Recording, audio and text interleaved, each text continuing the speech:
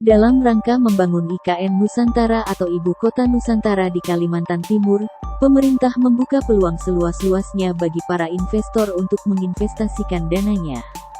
Dilansir dari Kompas.com, Menteri Pekerjaan Umum dan Perumahan Rakyat (PUPR) Basuki Hadimuljono mengatakan perkembangan minat investasi di IKN Nusantara saat ini meningkat 40 kali lipat setelah market sounding kedua yang diadakan pada tanggal 18 Oktober tahun 2022 lalu.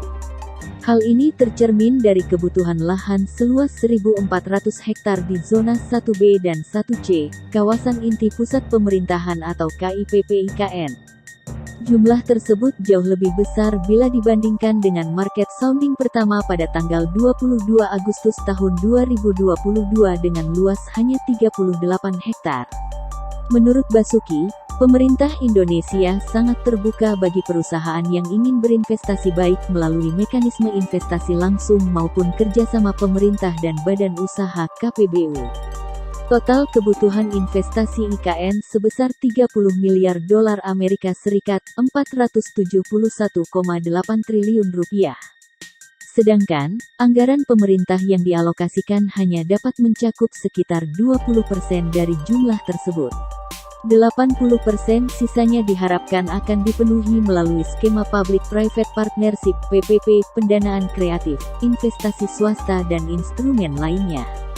Dijelaskan, pemerintah akan memberikan berbagai kemudahan untuk investasi di IKN, khususnya KIPP Zona 1A, 1B dan 1C dalam tahap awal pengembangan IKN Nusantara.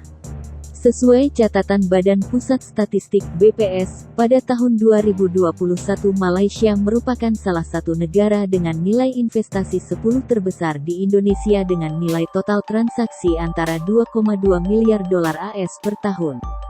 Investasi yang dilakukan mulai dari bidang perbankan, perkebunan, konstruksi, industri makanan, minyak dan gas, hingga telekomunikasi.